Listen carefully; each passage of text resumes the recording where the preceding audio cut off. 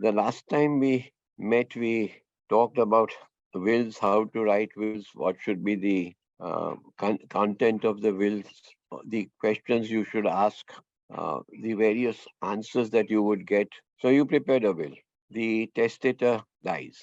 What is the next step to be done? You'll find that every step that you take, there'll be two or three forks.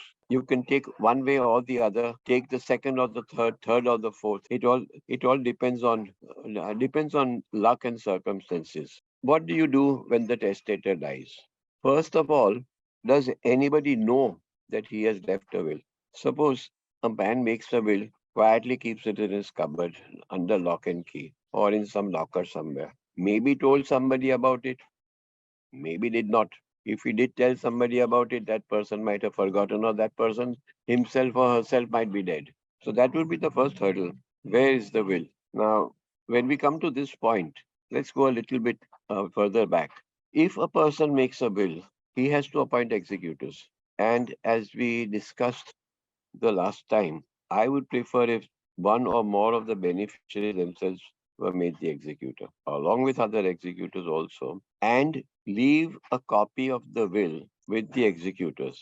Now, you could have a copy of a will which is sealed, and you could give it to the executors and say it has to be opened after my death under such and such a circumstance, which would be that people would be called, the family members would be called together, and maybe an advocate would open up the envelope and read it out to everybody concerned. But there's always the possibility that somebody might open the envelope before that. Anyway, let us assume that no such thing happens and the relatives are called over. Maybe you leave your instructions with the advocate that when this will is read out, you should call so and so, so and so, so and so, so and so, so and so. Open the envelope in front of them and read out the will. Most probably somebody will be very happy, somebody will be very sad. That's part of the game. Having read the will, what would you do? You would go to the court in Bombay, of course, the High Court, and ask for a probate. Now, again, we go back a bit. Was the will registered? If the will were registered and you would inform the executors or the advocate, I registered a will on such and such a date, you could get a copy of that, proving that the testator has died. There is no guarantee that having registered the will, the testator has not made another will or made a codicil to that will, and that was not registered. Or that might have been registered, but forgotten to tell the people that I've registered it. I've registered a codicil. There can be so many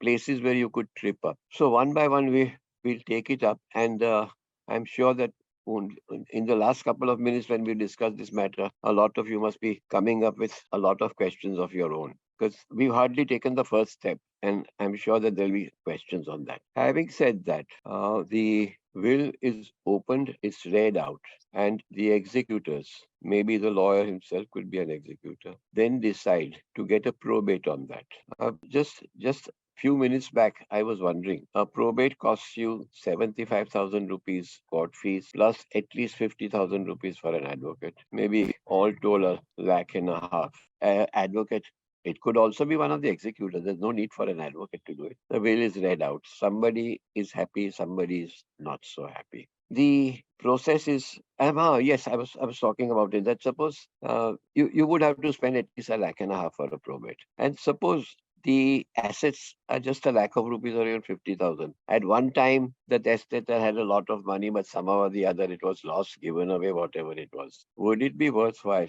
to go in for a probate, spending a lakh and 50,000 rupees, which would naturally have to come out of the estate, and then find that you actually in a loss? So we've got to take a call on that after having read the will as to whether it is worth going in for a probate or not. Let us assume that there's crores of rupees and you go in for a probate.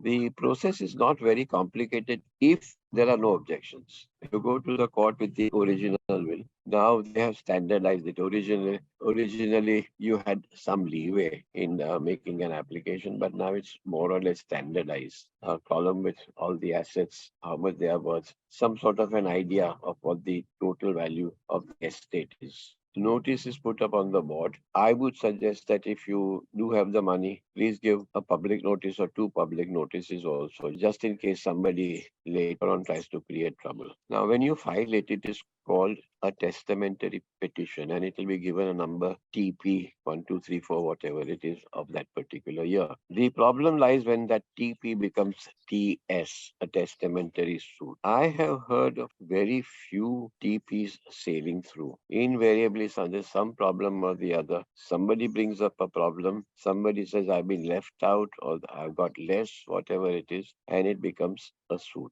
Once it becomes a suit, it takes quite some time, maybe a year, 2 years, whatever it is. Depends on how much the people want to harass the executors. Now, let us take a testamentary petition. You made out the list of assets, made the application to the court. If after some time there are no objections, nobody raises his head, go to the court, explain that you are the executor. You got to execute the will, and the court will grant you the probate. If that can be done without any hassles, you're very lucky. Sometimes I'll give you an instance. In fact, I'm working on post probate work just now. A will, not very clear on the assets, but rather clear on the beneficiaries. Also clear on the executors. Two executors. The wife is the executrix. A friend is an executor. The wife was incapable at the time of making the will, and it was determined that she would not be able to carry out the functions of the executrix. The executor had started selling of the assets.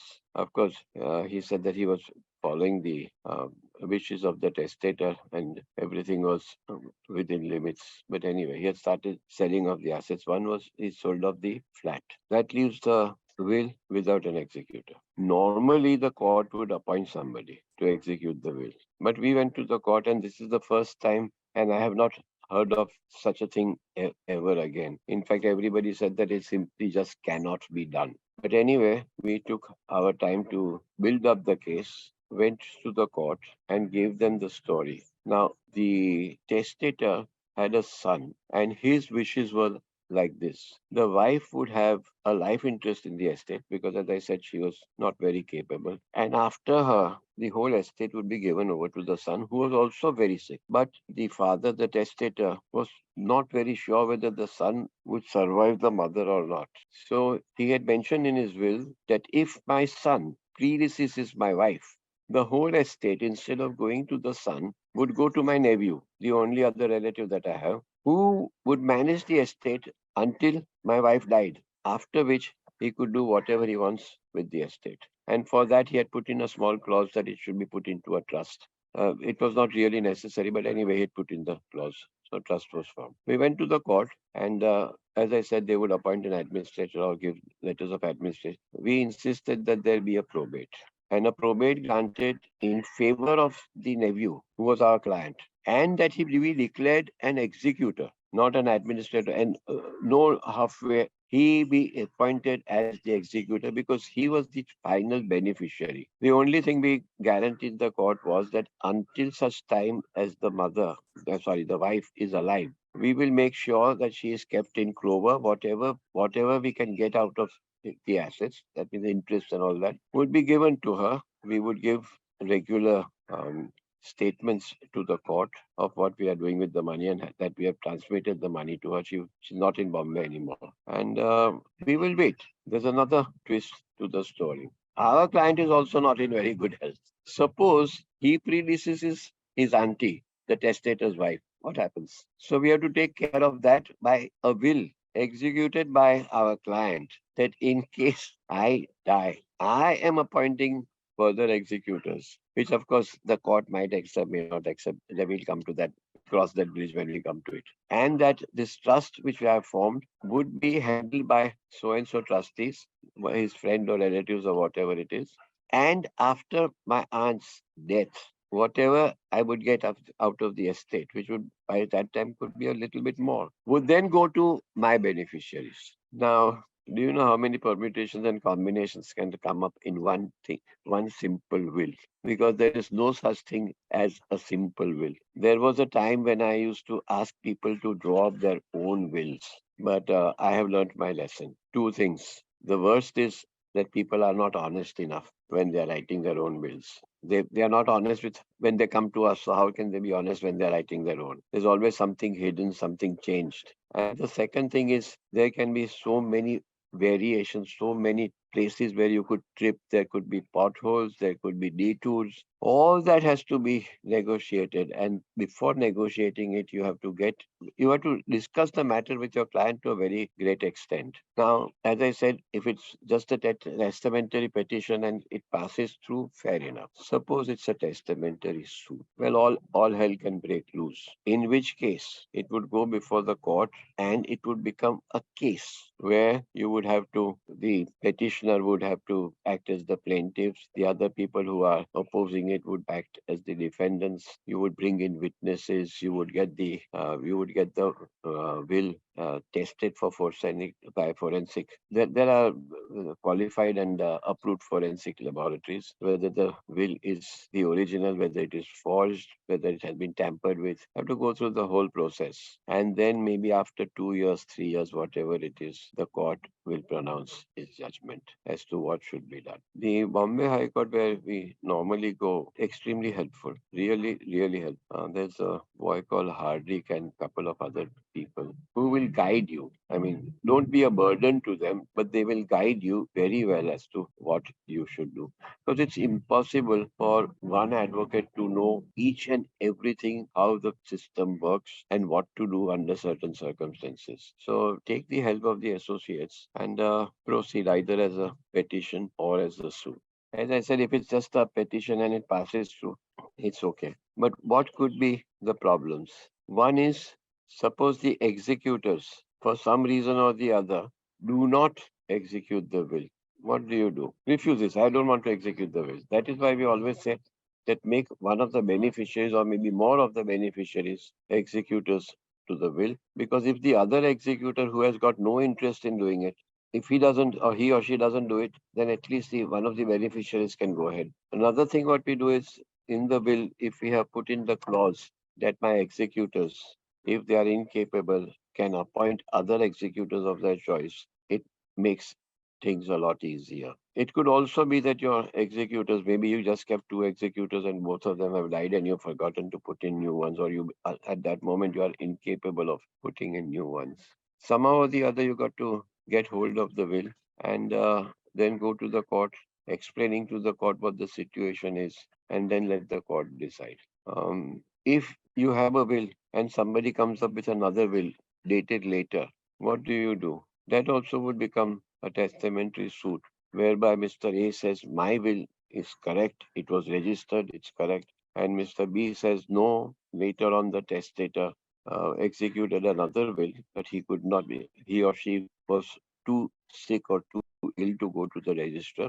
But at the last moment, this is the will that was made, and my will is to be executed and not the other one. The other one stands cancelled. So again, you would have a problem. The same thing, you would have to go to the court. The court would go through a number of tests. Number of witnesses would be called. Witnesses to the first will, witnesses to the second will. They would be grilled, and the court would, if suppose the second will, the witnesses say that yes, we were there, and the court is satisfied that everything is okay in the second will. In that case, the first will would be naturally put aside. But again, as I said, it takes you have to go through a process of a court case. It's expensive, it's time consuming, bad blood amongst relatives, maybe even among brothers and sisters. So let's hope that things don't get that much out of hand. But if you get the time, there's a court that handles one courtroom that handles only testamentary matters. Students will find it interesting to go there, especially in the afternoons when arguments are carried out. Check up the board and then cross-examination of witnesses in this particular case quite interesting because the witnesses are not only witnesses; they have actually been part of the execution. So they'd be called upon, and it would become an interesting cross-examination. So that is another thing that could happen after after the testator has died and you have gone to court. As I said, you could have more than. There could also be a problem. especially if somebody has drawn up a will on his own, or some fancy advocate or solicitor has drawn up the will and made it so complicated. It happens. I'm not joking. It happens that it cannot be interpreted by the beneficiaries or the executors themselves. Then you have to leave it to the court. There might be contradictory paragraphs in the will. One of the things about contradictory paragraphs in the will.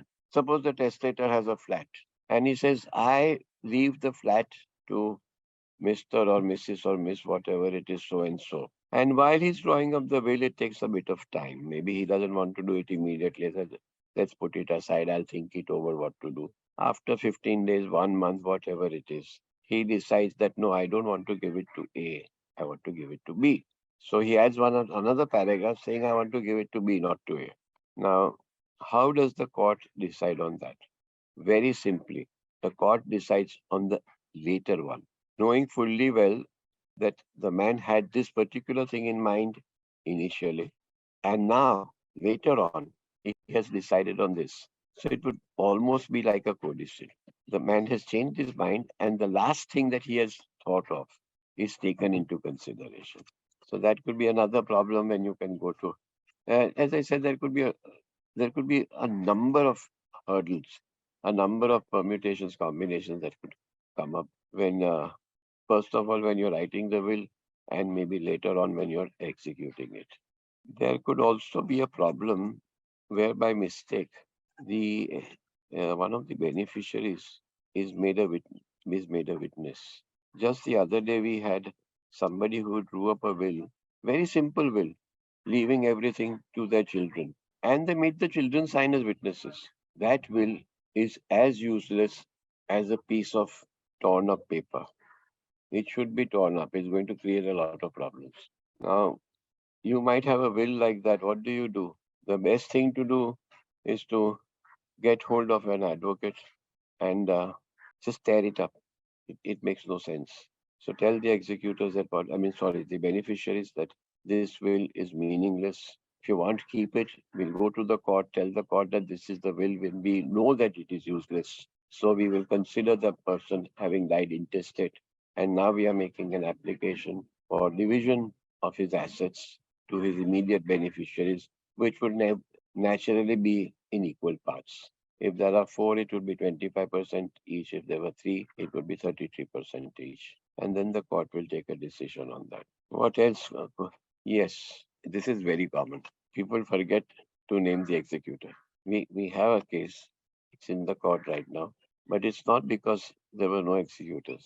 It's in court because of another reason. But the will does not have any named executor. And very surprisingly, I was the only person who noticed it. None of the other advocates, solicitors, anybody has noticed that there is no executor in that will.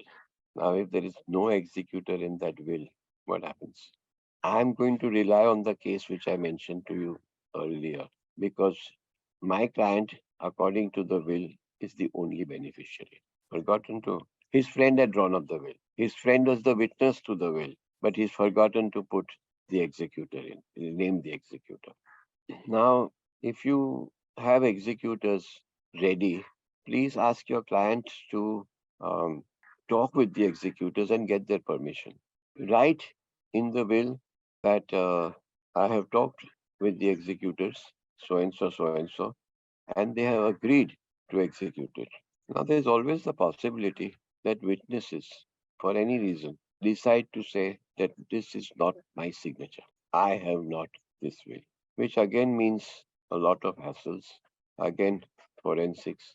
Again, 27 signatures. You go through and the laboratories are so loaded that sometimes they take 6 months, 1 year to give you a reply. What there's a standard form. If you look at the High Court rule book, original side, there's a standard form which the witnesses have to fill in, sign. Now, I do not like to wait until the testator is dead. And if people have signed today, it would be most likely that they won't change their mind very soon. So what I do is I make them sign an affidavit within 6 months or a year. Now, imagine the witnesses have signed the will as witnesses when the testator has executed it. There are only three people in the room. The idea of two witnesses is that if one refuses, the other will say that yes, this is my signature. Suppose both of them, or they both lie, whatever, but one lies, the other refuses. So we get an affidavit signed by them, ex- executed by them before a notary.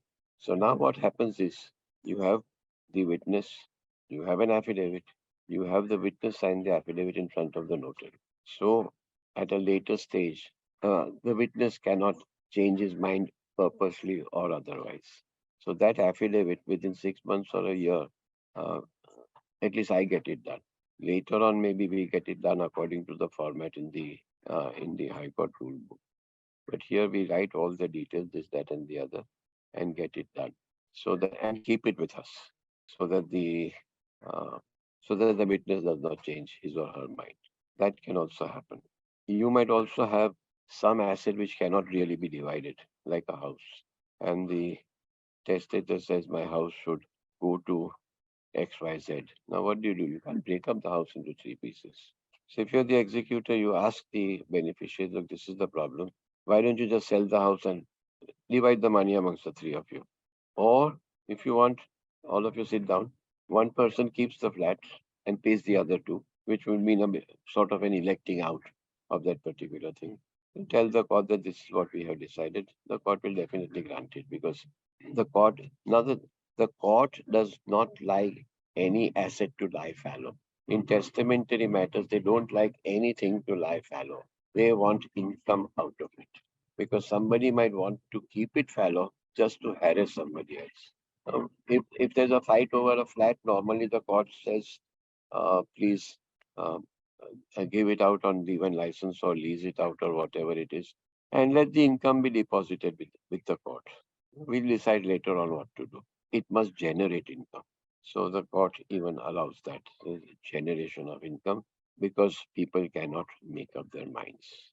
There are other instances where, obviously by mistake, the testator might have written that if any of my beneficiaries, usually children, if any of my children goes to court, they should be cut out of this will. That paragraph is redundant. You cannot do that. It has no value. It has absolutely no value. Now, suppose there are two brothers. The father leaves 90% to one brother, 10% to the other.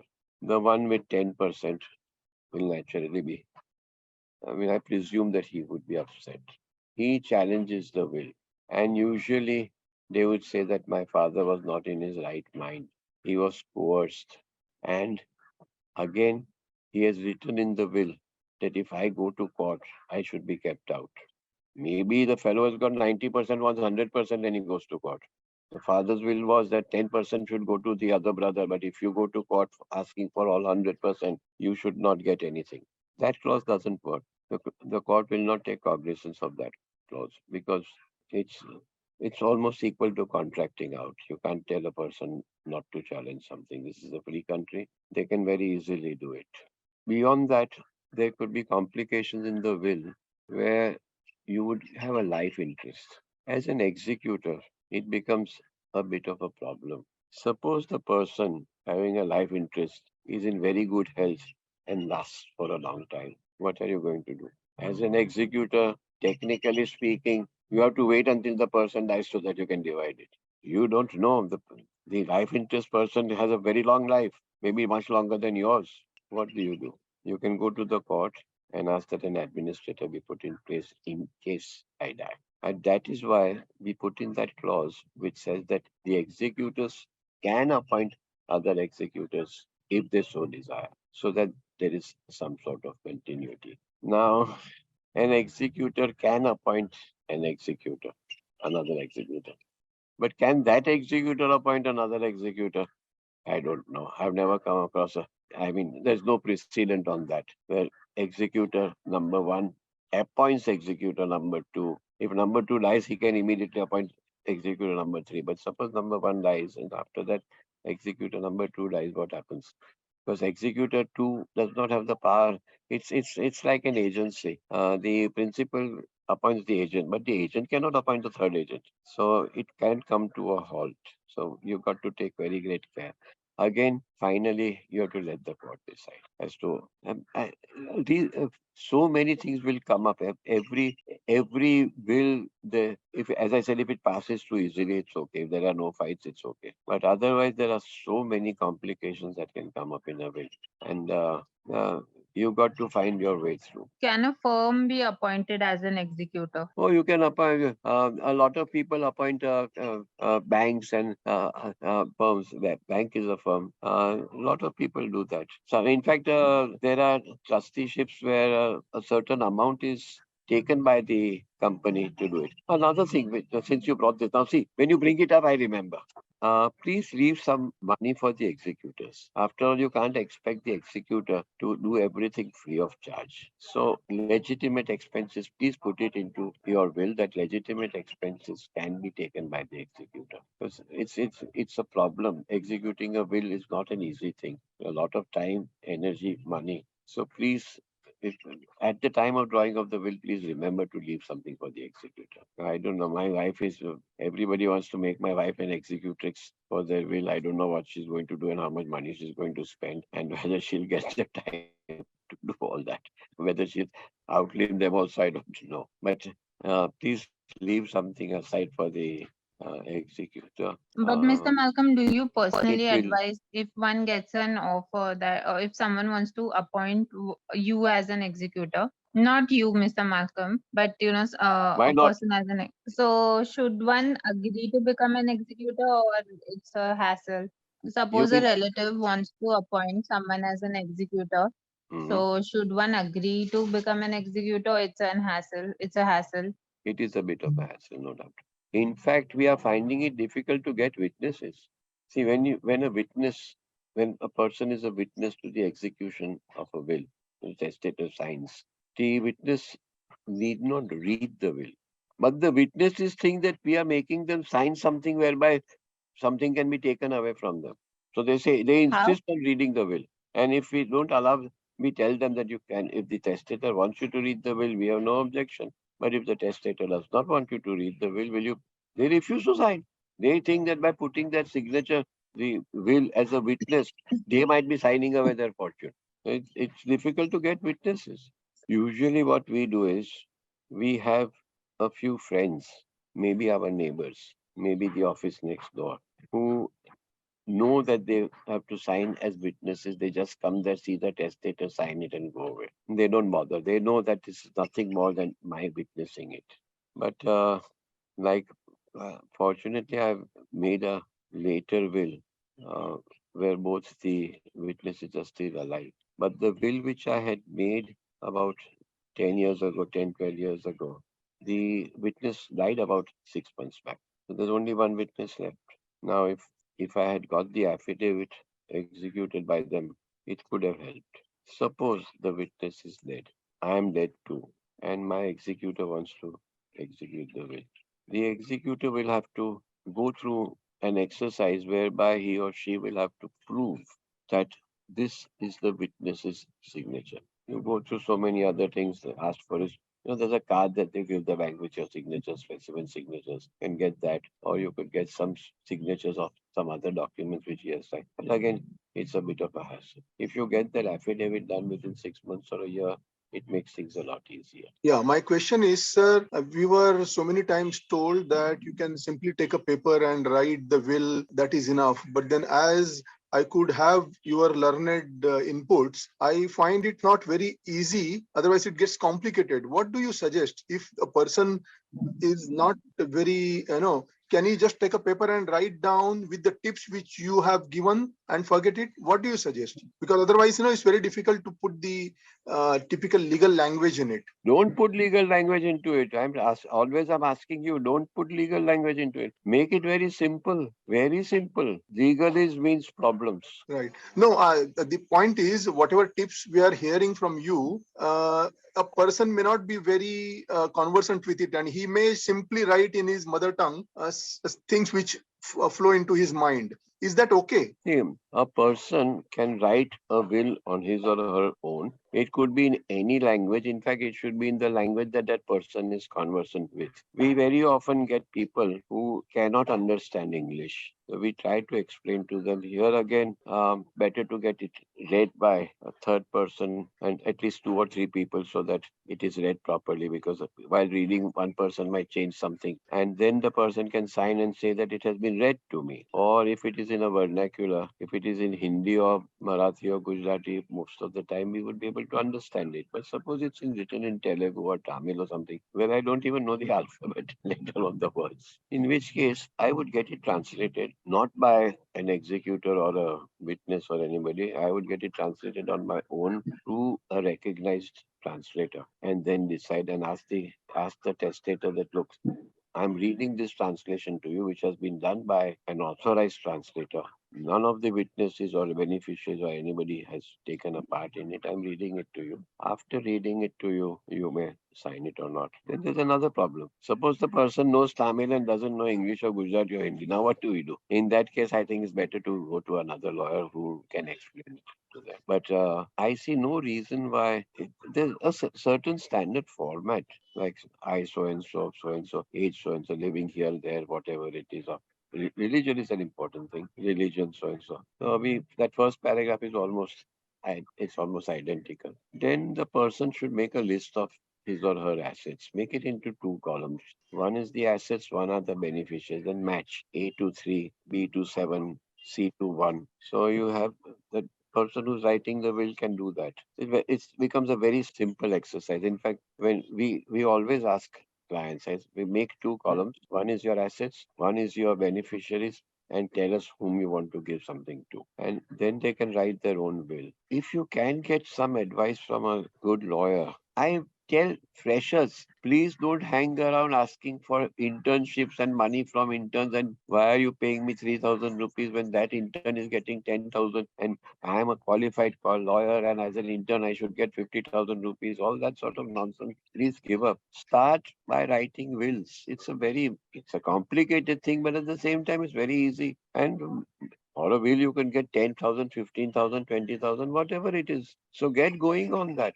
Don't waste your time running after seniors who will not take you, or they'll take you and make you carry bags and books and not pay you and hassle. Start off with wills. It's the simple. I started writing wills, drafting wills 10, 20 years before I became an advocate. There's no law which says that I can't draft it. So if you're an advocate, please start your legal profession by writing wills. It's extremely easy. It's fun and you can make money. A lot of people say, I don't get internship, or somebody my interns. We are only getting 1,000 a month, and it does not even cover my laundry charges or my traveling charges. This is a good opportunity. Everybody should write a will. And if there are 18,000 advocates passing out every year, I'm sure out of that 18,000, at least 10 or 15, 20,000 must be somehow falling out or whatever it is. But then there are a million people being born every year. Everybody has to write a will.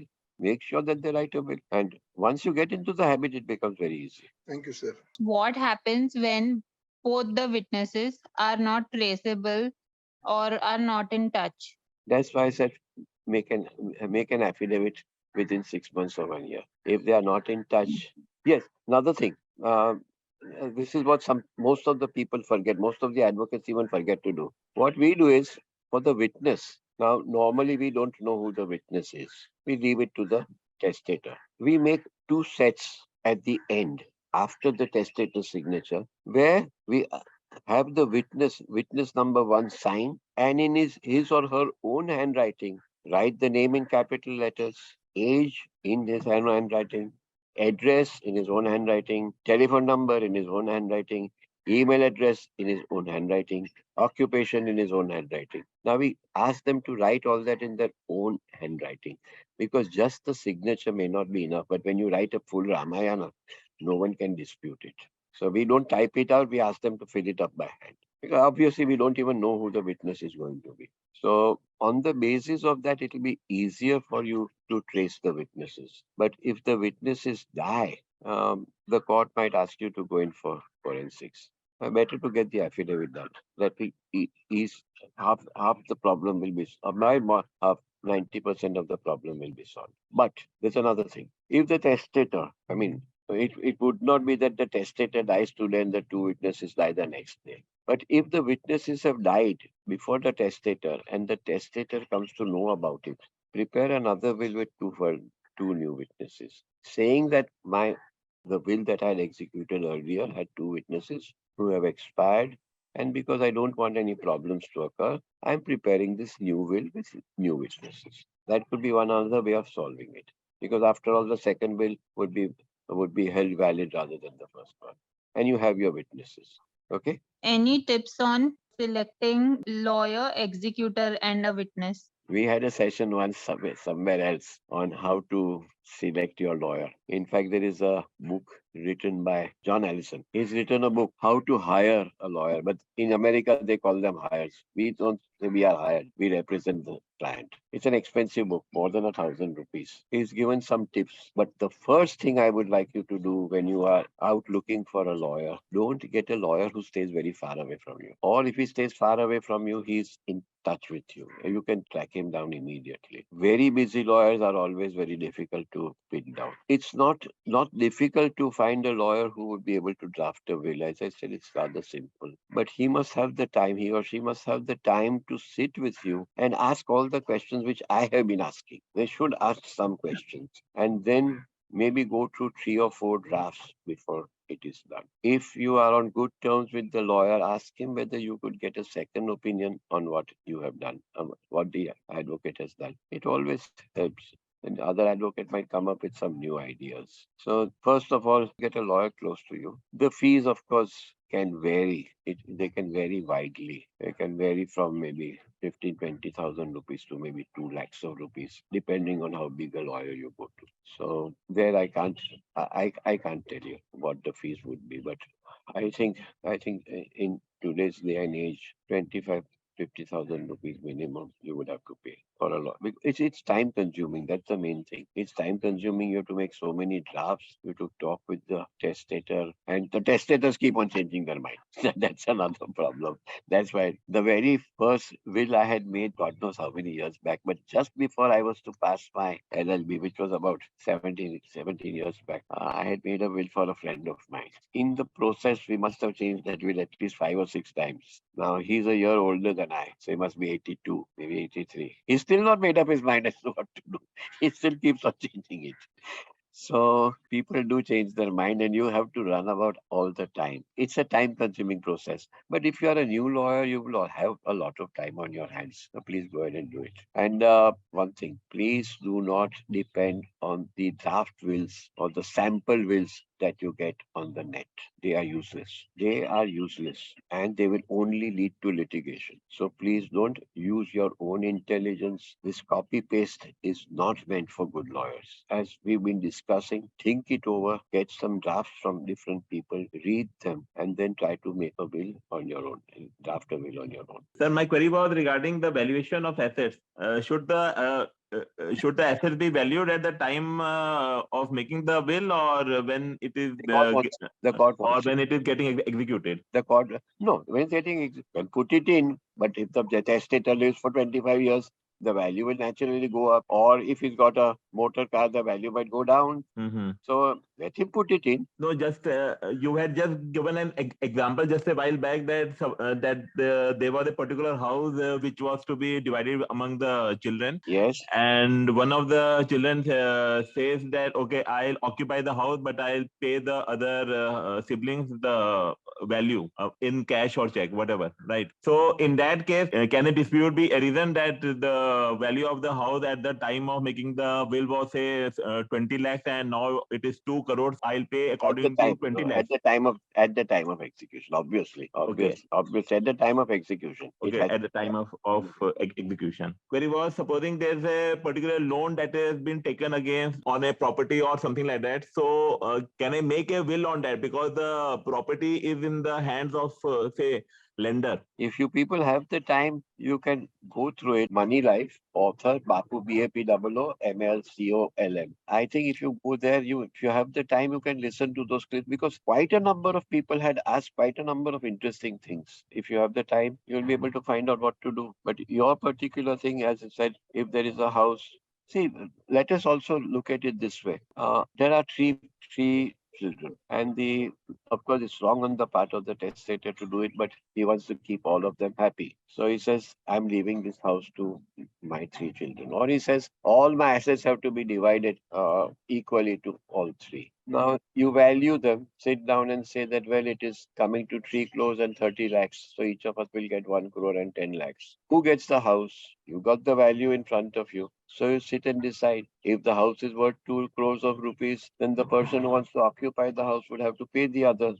If it is only 50 lakhs, then the balance would have to be divided. It's a matter of simple arithmetic. There's nothing special about that. And if they fight, somebody says, no, the flat is worth 1 crore of rupees. Somebody says it's worth 10 crores of rupees. Somebody says it's worth only 5,000 rupees. If they fight, normally what you do is get a valuation done and tell the person that, look, this is the value. Whoever wants to occupy it, please pay off the other 2. So it becomes a little bit like an auction. Who wants it? Pay off the other 2. But you can't say, I'm going to take it and not pay off the other 2. In which case, the court will say, sell the thing and divide the money. If you are going to fight over it, finally it will come to that. Sell the thing and divide the money, because money can be counted and divided. This house, you'll never know. You'll have to auction it, literally auction it. Any advice on distribution of assets? How can one distribute the assets? Do clients take advice from you to distribute the assets? Now, it would depend on what the assets are. Just as we had a discussion a minute back on a flat, how to distribute it. If it is just plain cash, you total it up and divide it. Or sometimes what people do is they give 50% to somebody, 25% to somebody else, 20% to some third person, and 5% to a fourth. So you value your assets and then divide them according to that. Matter ends. Okay. It's just a matter of arithmetic. If there are landed property, immovable property, then there's another process for that. Obviously, you can't break it up. There could also be a thing like a very expensive painting or a motor car, where some antique motor car which would be worth lakhs of pounds.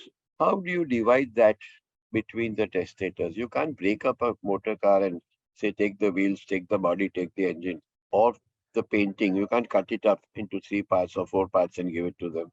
It can't. There, you have to ask the beneficiaries whether anyone, first of all, value it. Then ask the beneficiaries if anyone is prepared to buy it. Say there are 4 people, so you keep your 25% share and pay the others 25% each. If somebody is prepared to do that, the third person will say that no, it is not valued properly. Instead of what he's offering is only 25 rupees. I am prepared to give 30 rupees. Okay, you give 30 rupees accordingly. Whoever thinks it's the value is highest. That would mean it would alternatively say that we are auctioning it and distributing the money according to. Fair enough. You want to fight over it? We are not going to cut up this masterpiece. We'll sell it and we divide the money according to the will, whatever the percentage is inside. Okay, so you can do that. Okay. What other assets would you have? Normally, you just have these 2, liquid and landed property, Fixed immovable assets, yes. property. And Mr. Malcolm, there's another question that can a testator bequeath his property situated in a foreign country in a will made in India? And you can also make a will in a foreign country for property made in India.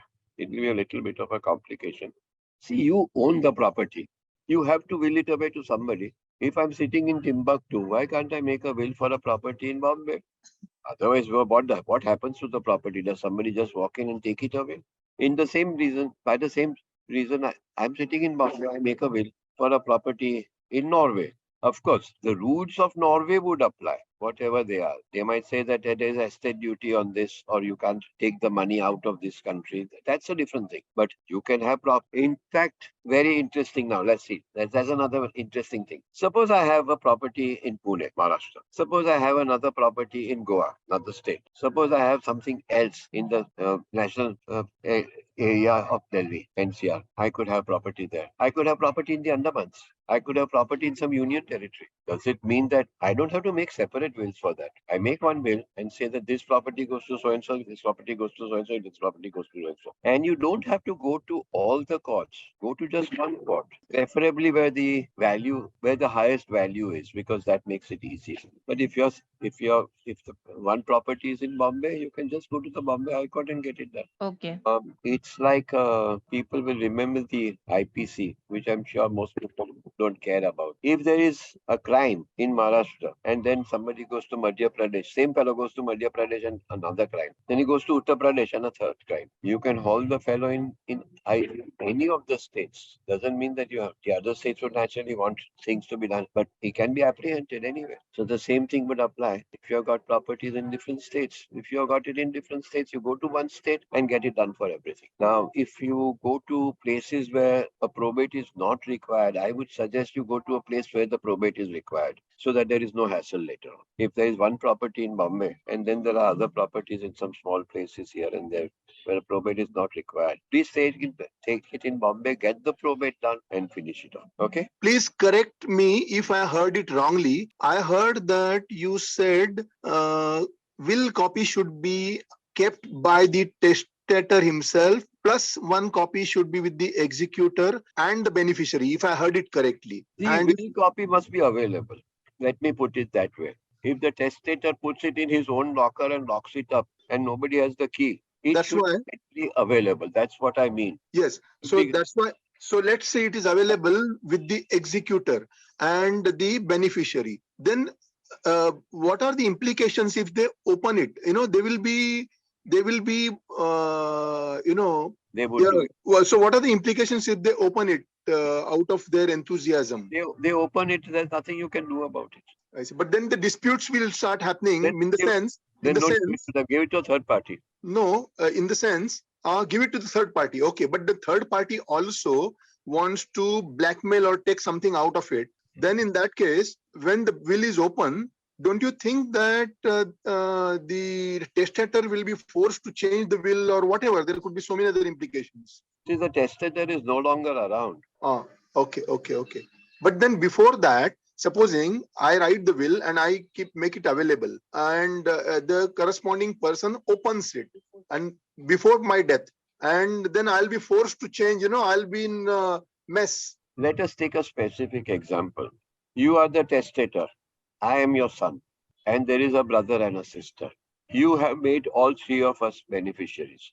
In the will, you have left 10% to me and 45% to my brother and sister. I open it up and I get upset. Daddy, why only 10% to me and 45% to you? Either you tell me, mind your own business. It's my money. I can do what I want with it. Or you tell him, fair enough. I'm making another will. I'm not going to give a copy to you. I'll give it to somebody else. Make another will. And don't give it to him. He won't know whether it is 10% or 0%. Make another will. But you can always seal it up and see my idea, you should not make too many copies of the will also. That's also bad. But my idea was that the copy of the will should be made available and it is mounted. Suppose you make just one copy of the will and it is kept somewhere which nobody can get to. Then what do you do? For that reason, if you registered it, just tell your beneficiaries that I have registered it under this number at this office. After I die, please get it. Fair enough. Nobody knows what you have written. Okay.